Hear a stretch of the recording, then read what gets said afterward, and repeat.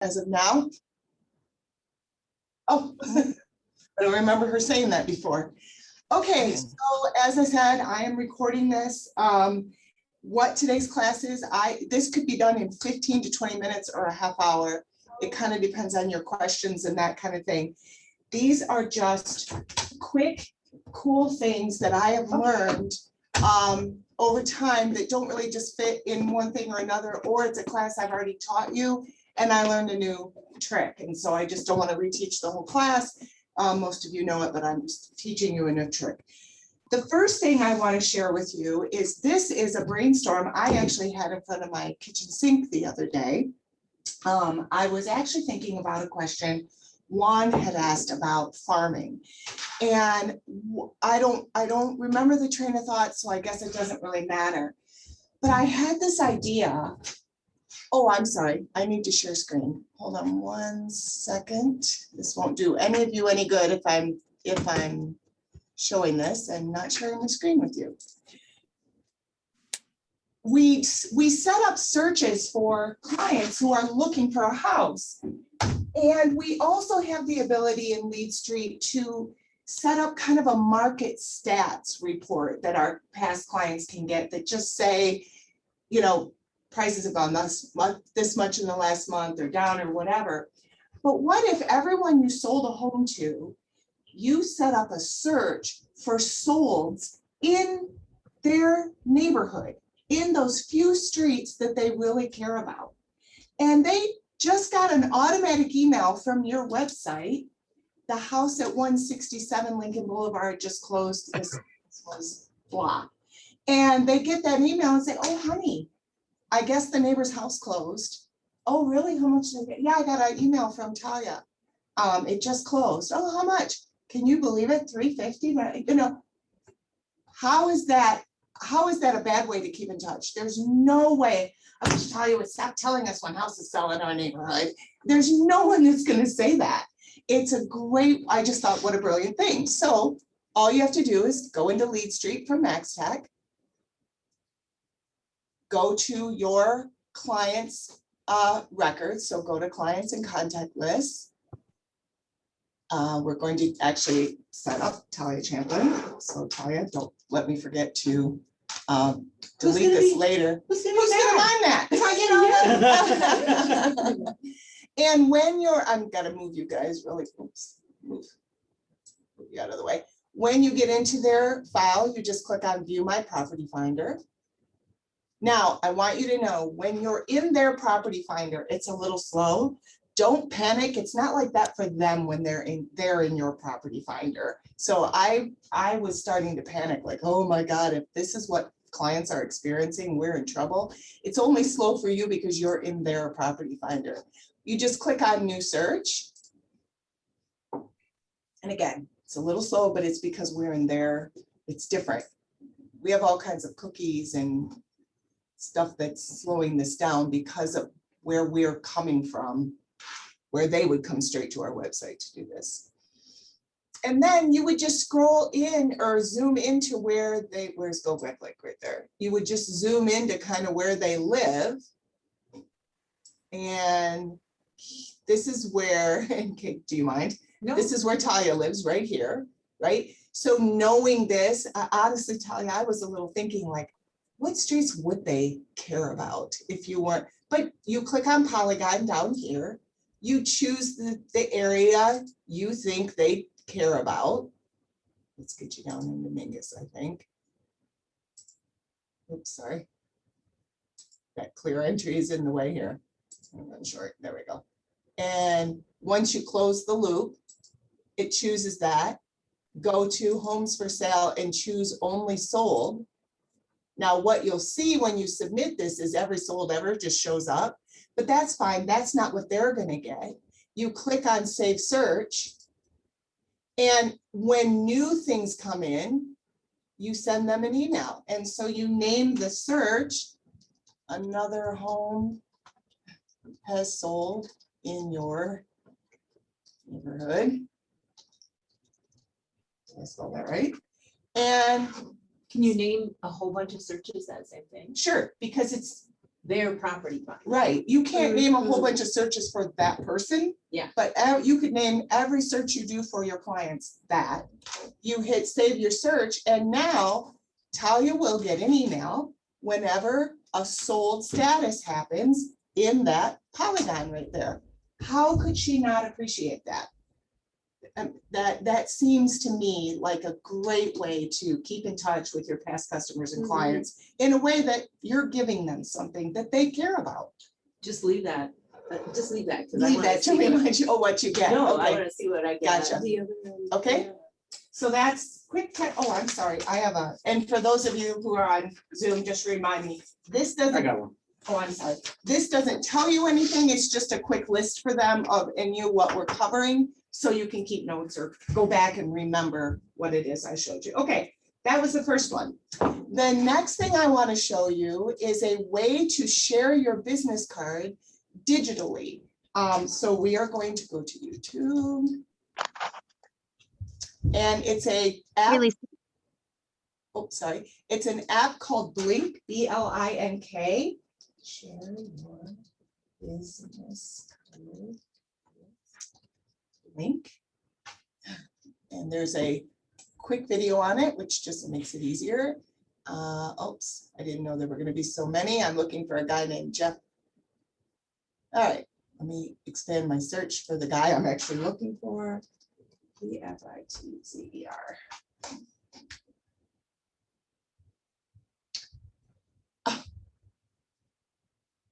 Mother of Pearl. Oh, I spelled Blink wrong. That's right. You would think I'd still get it. There he is. Okay. So we're just going to watch this. Sell online and grow your 1 minute business video. with Wix e-commerce. Create a beautiful. What's up, guys? So I am in Denver at the end of the Bomb conference, and we learned so much. But I want to share something that I was just playing around with tonight that Sean and I realized somebody had. And if you look here down bottom right here of my screen, it's called a Blink app. And what this is it is a digital business card. So I'm going to go back again at Blink, B-L-I-N-Q. Download this app. It'll take you through a bunch of steps of filling in your information. So your name, your title, your email, your LinkedIn profile link. It gives you instructions on how to put it in, your phone number, etc. And then it creates this QR code. And then what you can do is, so basically somebody would take their phone. So you would open up your phone, take out your camera, scan it over this, and then bam, you've got my contact. So you meet somebody at a conference or a networking event, and instead of passing a business card, you can just share them Blink. So then let me show you what happens. You can then put it over. So when you're on your home screen, so here's my home screen, I swipe right, I put the widget at the top of my stuff here. So you can see here's my stuff of my widgets. I put the Blink widget, which gives you instructions on how to do it right at the top. So anytime, again, I'm at this conference, I meet somebody, like here, just put my contact in, swipe right, bam, get out your camera, go ahead and scan this. And then what's even cooler is if you give it access to where you are, it will put into the digital business card where you met the person. So if I met somebody here in Denver at the Bomb conference and they scan my digital business card, then it will also put in my contact where they met me. So at the Grand Hyatt in Denver, at the Bomb conference, etc. So pretty cool. Want to share this with you guys. Definitely get this app, the Blink app. Okay, so apparently when somebody tell me if I'm right, when I go to a different screen, I have to change my screen sharing. Is that, I guess, maybe. So I'm going to stop sharing. And then I just want to show you, I have that app. And if I go over here, there's the QR code right there on my screen. And if I don't have any cards on me and someone says, do you have a card? I can say, just get your camera out and scan this. Can I scan it? Mhm. Is that what you're doing? Do you have your camera ready? Yeah.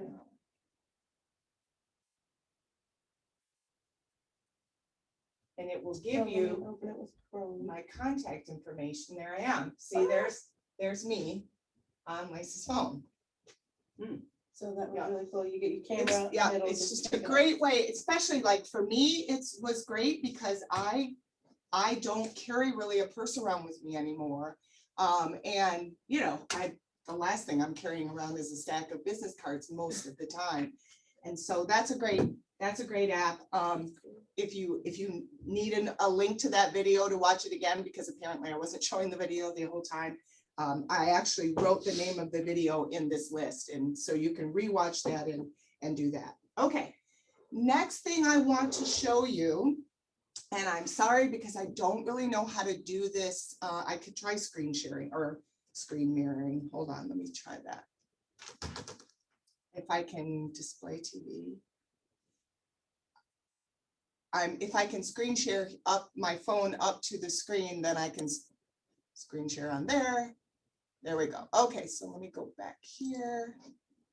Get out of the way. You're right in the way. Screen share. The plugin is required. Okay, I'm just going to have to walk you guys through this. Unfortunately, it won't let me screen share what's on my phone screen right now. So I'll just kind of walk you through it. I've taught this before, but we don't use it right off the bat because it's new enough and we're at our desk most of the time, et cetera, but you can share a document in DotLoop for your client to sign via text. And it is brilliant for two things. Number one, when you're on the road, it is brilliant. But number two, and the biggest reason is, it's so much easier for your client. It is so much easier for them to get a text, click on the link, sign, done. Otherwise, you say, I sent you those documents. They have to go into their email, find the email, open the email, click on the documents. Where here it's, oh, I got a text from Taya. The document's right there. They click, they sign. It is brilliant. And the way you do that is by opening up DotLoop. And you, at the very bottom on your phone, this is only can be done on your phone. At the very bottom, you'll see this little thing set. So if you guys are following along, open your phone and you'll see this. You'll see where it says Messenger at the bottom. You click on Messenger and you choose who you want it to go to. And I'm hoping that I have Talia's email address in my phone. And I guess I'm going to send, I've already done this. I guess I'm going to send Talia a wire fraud letter, but you can see right here next to type a message, there's a paperclip. You click on the paperclip, you choose the transaction, which I have a transaction name test that I added a bunch of signatures to. And it was an addendum. So you choose the document that you want and click next. And then you can see, before you can share documents with Talia, we need to collect a little bit more information. I have to give her a role. And so I'm just going to give her the role as buyer and click next. And she can sign. And then I share. And Talia will get a text from me. And in the text, literally, there's the document. She touches the document, she touches to sign, it's done. It is awesome. I got, when I was still selling, to where even if I was by my desktop, when I went to send a document, I'd get on my phone and send it through my phone. It's really easy, isn't it? Yeah. It's great for us. It is phenomenal for the client. They much prefer it. So there's that. The only thing is, it has a bunch of places to sign. I did that. I put Oh, a bunch of places to sign because I was going to send it to all of you, Oh, I see. but I decided not to. So I did that. I added a bunch of signatures to that Okay. document. Yes. Okay. So that is it. Sending documents from via text through DotLoop. The next thing for those of you who, I know a lot of you have heard of this, but you haven't implemented it yet. Let me, actually, I can do it from here. So let me go ahead and share screen again. And I want to share this. And I want to go back to our Max Tech dashboard. Don't forget the Remax Hustle videos that are in Megaphone. They are super easy to create and great Facebook content. It's a cute little video that you can create, so it's under content. And Hustle video, create new. It's that easy.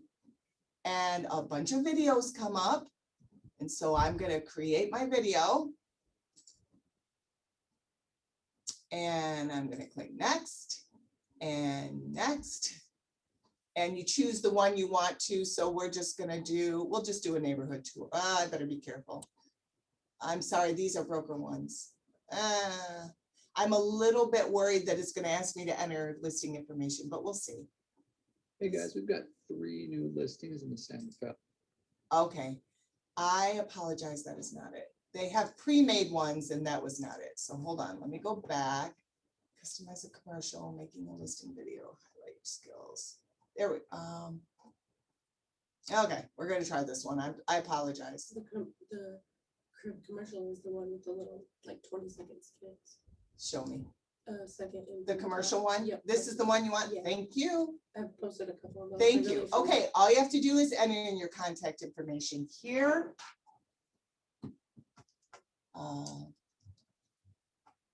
I don't want to spend a lot of time on it.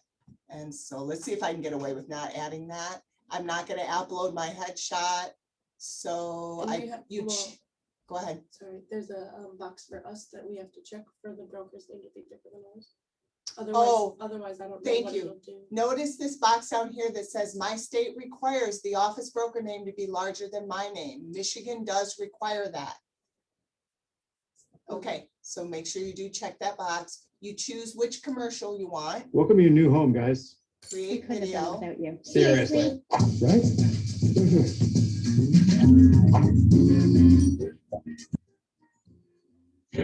Select, sorry. Create video. Sorry about the background music.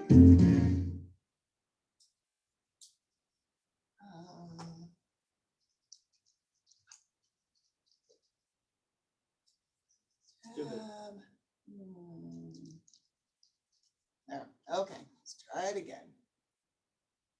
Select, create videos, processing.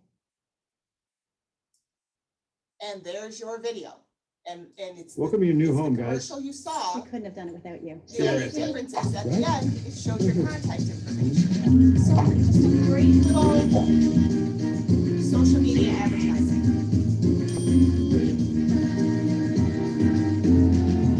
And if I'd uploaded my headshot, it would be there. You can download it, you can copy the link, you can share it directly here onto Facebook, Twitter, LinkedIn, etc. You can email it. That's kind of cute. If you went pending with somebody, you could send them this little video. Okay, so just wanted to remind everybody about Remax Hustle. Do you have to have your own website? Because you put in visa.damlon.com. Everybody has their own website. You already have your Oh, own okay. website. Yeah, I've shown you, but I know it's like that was day one. Yep. So write that down as something for us to go over again. Okay. Next thing, in Photofy, those of you who are using Photofy, when you choose an image or a graphic or something, next to, when you're choosing the color of something, next to the color choice is a little eyedropper. If you click on that eyedropper and click somewhere in the current graphic that you're using, it will color match. And the reason you'd want to use that is, and I show you, but I can't screen share through Photofy, it's on my phone. But you, maybe you pull up the Remax balloon and then you want to put a blue background and everything, but you want to use the Remax blue. You, instead of choosing that color and getting as close as you can, you click on the eyedropper, you click somewhere in the blue of the balloon and it matches that color. So if you wanted a background to match the grass, if you want any, so I'm just, again, a quick little tech tip. in Photofy. You can color match using the eyedropper. Okay, last thing, I told you this was going to be quick. I am switching tabs, but that shouldn't make a difference. Oh, it will. So let me stop sharing. Let me switch tabs. Go back to YouTube and then go back to sharing. I bet you that's not how you have to do it, but it gets the job done. The last thing I want to show you is a free website called Photopea, PEA.com. And on Photopea for free, you can remove the background from an image. So if you took a picture of a house and you wanted just the house, you didn't want all the stuff around it, you wanted to just put or your face or anything, this is a free website. So let's see, Madeline. This is another very short video.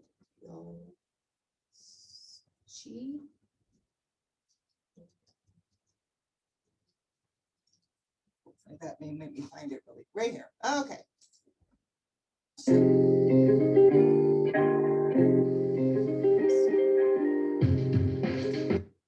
Hey guys, this is a short video showing you how to get rid of the background of an image. So in my head, I'm thinking that I want this little toy car to be all by itself on a plain color background. So I want to get rid of this ocean background here and just have the toy car. So what I want to do first is obviously import the photo that you want to work with. And then next, I'm going to create my background that I want the toy car to be sitting on. Now, maybe your background is another photo and you're merging two photos. In my case, I'm just going to create a shape in the background. So I have my shape created. I need to make sure that my photograph is on the top layer so that I can see it and work with it. And what we'll be working with is this quick selection tool. It's like the fourth tool down. Now, what you'll notice is that if you try to start using the quick selection tool, this white box appears and it says smart object must be rasterized first. Rasterizing just means that you are converting this smart photo, as it is calling itself, into pixels. So it just is flattening it. To do that, all you have to do is right click on this photo in the layers panel and say rasterize. Now it's been flattened and now we can start working with it. So now again, in the quick selection tool, you can start selecting what you want to be cropped out. Now you'll notice this quick selection tool didn't do the best job of getting right up close to the edges of the car. If it doesn't do it exactly how you need it, all you need to do is click on the subtract tool and just go in and subtract out the areas, and usually it'll hug right close to the object that you want to cut.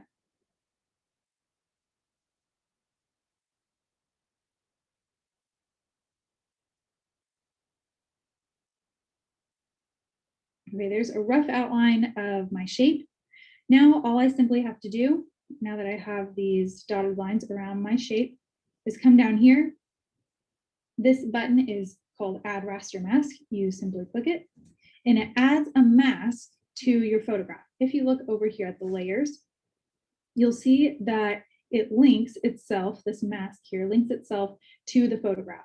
Now, a mask is simply made up of black and white. Now, black conceals, so you can see all this black concealed all of the background. And then you'll notice the white is the revealed part. So black conceals and white reveals. Now, to fix this up, to go in and get inside all of these areas that I maybe missed, all I have to do is use the paintbrush tool and use black and white. So this is simply just black and white on a mask, on a layer. So right now I've got my paintbrush tool selected. I have black selected down here, and I also have white in the second option. Those are the only two colors we're working with. Now all you have to do, so black conceals, and I want to conceal all of this and get rid of it, is go in and just paint. So I'm just using black paintbrush, and I'm just painting onto this mask over here. And that's And I'm if just concealing it's everything by that I smart want to be selecting hidden. it. You can see in a lot of spots it hugged it Now, tight. say you and mess these are up just small and spots where it didn't you hug it tight. accidentally took away too much of the photograph. All you have to do is select the white. Maybe I want my brush size a little bigger. And white reveals. So black conceals things, white reveals. After you have your photograph all perfectly cropped down, maybe I would want to go in and crop down some of these photos and paint Trim those that in windows. with the orange.